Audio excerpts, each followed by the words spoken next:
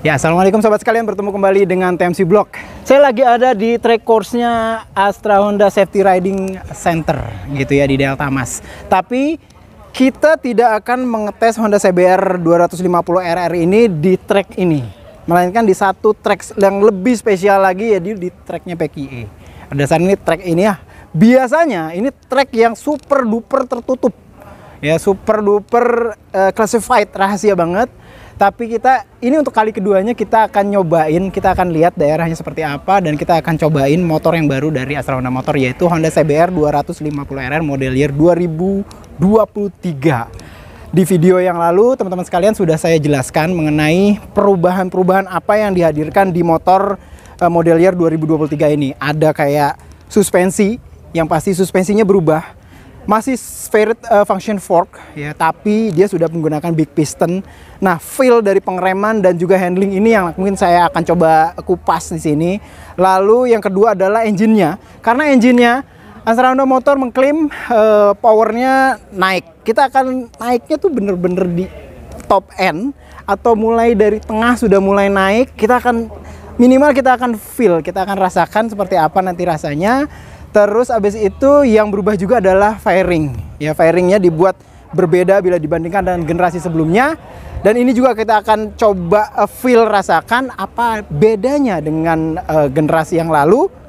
Dan apa efeknya di aerodinamika dibandingkan dengan desain yang lalu. Itu aja, saya akan langsung siap-siap gunakan riding gears. Kita langsung cobain, langsung dites di sirkuitnya PQE dari Astra Honda Motor. Yuk. Teman-teman sekalian, jadi ini adalah saat saya untuk ngetes Honda CBR nih.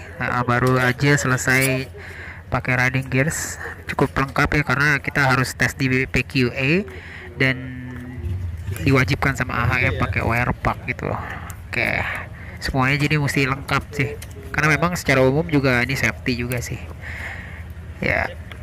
PQE sendiri, yes, PQE sendiri sih pada dasarnya kepanjangan dari produk Quality Engineering gitu ya, dan ini adalah kalau menurut saya sih adalah salah satu track course ya, atau misalkan satu daerah yang bisa dibilang sangat tertutup ya untuk umum ya di AHM, karena ini tuh boleh bilang isinya adalah pengembangan dari motor-motor ya, terutama motor-motor baru. Jadi ya tingkat apa namanya confidentialnya cukup tinggi teman-teman sekalian. Nah, kita udah siap-siap bermulai nih ya.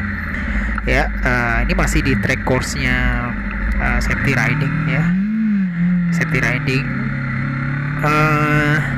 Kita akan keluar lah dari sini ya. Deket, jadi memang secara umum menempel nih. Ada kayak tembok tinggi banget gitu ya, sekitar 4 meter, terus di atas ada ini ya. Nah, ini kita udah mulai masuk ke jalanan di perimeter dari sirkuit PQE. Sirkuit ini ya teman-teman sekalian bisa lihat di sini ya. Petanya, jadi pada dasarnya tuh pada dasarnya sih ada beberapa track ya, jadi ada kayak track untuk road gitu ya, terus ada track untuk off road di sini, walaupun saya juga belum pernah cobain gitu ya. Terus habis itu track-track ada winding road, jalan berkelok-kelok ada di sini juga. Seharusnya kita juga nyobain sih, cuman karena ini baru hujan gitu ya, jadi kita untuk safety kita hanya pakai track course yang panjang ini aja, yang straight aja. Namun memang kesempatan kita untuk nyobain di straight ini jadi lebih banyak, awalnya 2 kali dan sekarang kita akan mencoba di sekitar 5 kali ya. Ini adalah kali pertama saya mau mencoba ya. Ini masih di track course, masih di track perimeternya. Kita siap-siap untuk menikung ke arah kanan. Ini pengenalan lagi, teman-teman bisa lihat situ ya, tracknya masih sedikit dan masih sedikit basah, lembab begitu, karena memang hujan gede banget nih sebelum dilakukan pengetesan. Di sini saya tidak terlalu geber banyak gitu ya, teman-teman bisa lihat speednya hanya sekitar 66 km per jam, 70 kalau nggak salah ya maksimum di sini. Nggak gitu banyak gitu ya, sekedar tahu banget. Dan memang ternyata track di sini tuh bener-bener aspalnya bener-bener halus banget ya. Saya ngeliat kayak nggak ada yang ngerasa geronjalan sedikit pun, geronjalan apa, kayak nggak rata gitu. Asli bener-bener bagus banget ya, dirawat banget ini apa namanya aspalnya. Kita bisa lihat sini saya maksimum hanya 74 teman-teman sekalian ya, 75 ya di speedometer, dan di race logic itu di 69,39 ya berdasarkan GPS, 69,39 km per jam. Nanti di akhir sesi kita akan coba lihat seperti apa sebenarnya tingkat akurasi dari speedometernya dari beberapa kali pengambilan data. Tadi data yang pertama udah ya. Nah, data yang pertama tadi udah, kita akan bersiap untuk mencoba di yang sesi yang keduanya nih. Yes.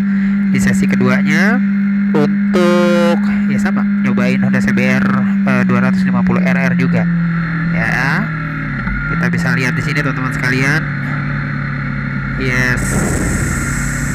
Yap. Oke. Ya, nggak banyak nih, masih yang pertama nih ya. Jadi belum terlalu banyak di explore ya. Sekedar untuk mengenal ya. Jadi ini teman-teman sekalian tuh stride-nya panjang banget, 1,2 km gitu ya. Oke. Ini siap-siap untuk yang kedua. Ya, menggunakan juga sistem, jadi kita langsung tanpa berhenti gitu ya. Geber dari gigi 4 saya. Jadi gak dari gigi 0. Di sini agak sedikit dibuka throttle-nya di awal, jadi mungkin masih di atas 70. Di sini aja udah 70. Saya coba untuk sedikit nunduk ya, tuck in ya 90, gampang banget sih ya. 100 gampang banget ya, motor 250 cc ya. 100 111 itu gampang banget naiknya gitu teman-teman sekalian ya. Masih di gigi 4 nih kita ya, gigi 4. Terus kita bisa lihat lagi teman-teman sekalian ya, 132 km per jam. Di GPS tuh 124,02 km per jam GPS race logic. Nah itu, ini adalah kali kedua. Ini juga masih belum, pada dasarnya belum pol-polan nyobain akselerasi dari Honda CBR 250 RR ini, dan juga potensi top end powernya atau top speednya gitu lah teman-teman sekalian. Jadi masih pada dasarnya masih yang awal banget lah. Jadi dua ya, pengenalan kedua ya. Jadi pada dasarnya total ada 3 kali kita akan mencoba 5 kali kita akan mencoba track circuit ini ya. Dan teman-teman bisa lihat ya, semakin lama juga pada dasarnya tracknya juga semakin kering ya, karena memang ini udah sekitar beberapa jam ya. Ini persiapan yang ketiga ya, juga menggunakan roll on start, jadi startnya juga masih dalam keadaan kencang. Ini memang benar-benar lumayan dibuka nih ya. Kita bisa lihat ya, gigi 4, gigi 5 nih, belum masuk gigi 5 nih saya nih. Udah masuk 150 km per jam. Ya, 160 km per jam di motor ini tuh gak sulit teman-teman sekalian. Yes, asli 169 km per jam. Di GPS itu tercatat 160,47 km per jam di GPS race logic gitu. Ya, gimana ya? Terasa banget sih memang secara umum Honda CBR 250 RR ini, kalau menurut saya dibandingkan dengan generasi sebelumnya, powernya itu memang bener-bener enteng banget gitu ya. Enteng banget untuk dikail power dan torsinya. Ini bener-bener oke banget gitu ya. Jadi biasanya kalau misalkan top end power doang yang dikail itu memang dapatnya di top speed. Cuman ini saya ngeliatnya adalah powernya gampang banget dikail dari awal. Mungkin ini berhubungan juga dengan beberapa perubahan, kayak misalkan sudut dari camshaftnya ya, profil camshaftnya yang dibuka lebih lebar dan juga lebih lama. Terus habis itu untuk juga besaran dari ini throttle-nya. Nah ini kita akan cobain akselerasi ya, akselerasi dari 0. Ini kayak drag nih. Saya cobain di sekitar 5000 RPM di awal. Ya, gigi 1 udah masuk. Yes. Ya, teman-teman sekalian bisa lihat gear 1 itu di 12.058 km per jam, gear 2 13.000 RPM 90 km per jam, gear 3 14.000 RPM 116 km per jam, gear 4 tadi 14.000 RPM 146, gear 5 14.172 km per jam. Ya, di percobaan drag ini saya cuma bisa explore sampai gear 5. Kenapa? Karena titik pengeremannya pada saat pengetesan ini kan kondisi treknya basah agak dimundurin sedikit gitu loh teman-teman sekalian. Jadi dari pembacaan race logic juga diperoleh bahwa akselerasi 0 sampai 60 km per jam di CBR baru ini 3,1 detik, ini kenceng banget. Sementara 0 sampai 100 km per jam itu tembus 6,39 detik. Ini juga cukup kenceng teman-teman sekalian. Ini jauh lebih kenceng daripada generasi sebelumnya. Nah, jika tadi kita mencobanya itu di ujung straight ya, di ujung depan straight. Nah, di kali kedua ini kita akan mencoba Honda CBR 250RR ini dengan adu drag juga ya, namun agak sedikit mundur ke belakang. Jadi posisi di garis start awal itu jadi kayak yang lebih tinggi gitu loh teman-teman sekalian. Nah, ini ya, kita akan cobain ya. Ini agak rolling, teman di depan tuh agak sedikit nikung ke arah kiri. Sama gitu ya teman-teman. Ini tapi di sini agak sedikit rolling ya, agak sedikit rolling, jadi tidak dibuka gasnya tinggi-tinggi karena nikung. Terus baru digas gitu loh teman-teman sekalian. Aduh, agak sedikit berebet gitu. Saya lupa untuk naikin gigi, masuk ke red line ya. Ini akan coba lebih tinggi lagi, seberapa jauh top speed yang bisa saya peroleh di 600 ya 600 meter, 174 km per jam. Di GPS itu 165,45 km per jam di 600 ya, 174 di 600 meter sebelum garis finish. 600 meter. Saya coba bisa membayangin kalau misalkan trek ini tuh kering gitu ya, kering dan titik pengeremannya bisa dimajuin lagi. Saya yakin ya, karena 12.000 rpm tuh masih ada 2.000 rpm lagi. Saya yakin di atas 180 km per jam ini motor bisa digeber sampai titik yang maksimumnya gitu loh teman-teman sekalian. Yoi, jadi memang secara umum torsinya gampang banget dikail. Kenapa? Karena memang secara umum kayak misalkan teman-teman saya udah tahu ya, flywheelnya diperingan gitu ya. Terus habis itu banyak juga hal-hal lain kayak misalkan intake-nya juga digedein. Terus camshaftnya itu profilnya itu dibuat lebih lebar dan lebih lama bukanya gitu ya. Terus habis itu ring pistonnya yang diperingan torsi untuk menekan dinding silindernya. Terus habis itu ya tentunya juga gear rasionya juga diubah. SFF BP menurut saya lebih keren. Kenapa? Pada saat tadi tuh yang percobaan terakhir, pada saat nikung itu bener-bener bumpy-nya tuh bener-bener nggak kelihatan banget teman-teman sekalian. Asli banget. Jadi memang secara umum SFF BP itu di big pistonnya itu bisa menghadirkan kayak yang bener-bener bisa smooth banget. Dan hasil dari perbandingan speedometer dan race logic itu setelah dibuat garis regresi linear itu secara umum pembacaan speedometer di CBR 250 RR ini hanya lebih lebay dalam tanda kutip 0,03 kali atau hanya 3% lebih. Artinya 3% lebih lebay bila dibandingkan dengan pembacaan yang dilakukan oleh GPS dari race logic sebagai pembandingnya gitu loh sob. Nah, jadi ini dia, kita balik lagi ke sirkuit safety riding centernya Honda untuk mengakhiri pengetesan dari Honda CBR 250RR. Jadi basically saya merasa bahwa memang secara mesin ini terasa banget signifikan berbeda bila dibandingkan dengan yang lama. Lebih baik, lebih kenceng, lebih galak teman-teman sekalian. Jadi seperti itu.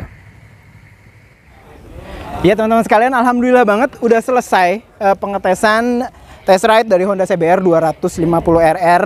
Dan spesialnya kita tidak melakukan sekarang di track yang winding road gitu ya. Kita full di tracknya PQE yang 1,2 km stride-nya. Ini luar biasa banget. Bahkan Sentul sirkuit aja stride-nya itu kalah panjang gitu ya. Ini mirip seperti stride-nya Mugello. Mugello 1,3. Di PQE ini 1,2. Yes, mirip-mirip lah. Teman-teman sekalian bisa lihat situ ya, 170 km per jam itu on speedometer itu sesuatu yang mudah untuk digapai di motor ini. Luar biasa banget.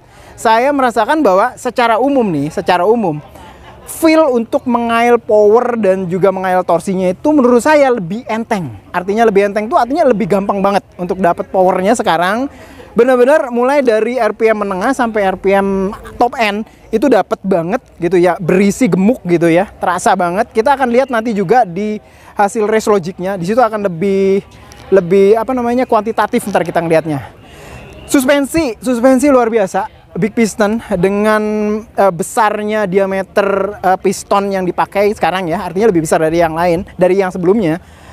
Feel-nya menurut saya lebih apa ya, pengeremannya tuh lebih smooth. Jadi prosesnya itu nggak terlalu hard gitu lah. Jadi ada lebih smooth perasaannya kayak gitulah. Ternyata bannya juga masih sama, dan memang sirkuit PQE ini punya kalau menurut saya ya, punya kualitas aspal yang luar biasa ngegrip. Dari dalam kondisi sedikit lembab aja dengan ban standar YRC Roadwinner itu, saya ngerasa kayak gripnya tuh kenceng banget di Honda CBR 250RR ini. Jadi pada dasarnya itu teman-teman sekalian, feel-nya 2. Dan yang terakhir adalah ini yang saya juga cukup kepo. Feel ya, drag-nya itu benar-benar minim bila dibandingkan dengan desain dari fairing CBR 250RR sebelumnya.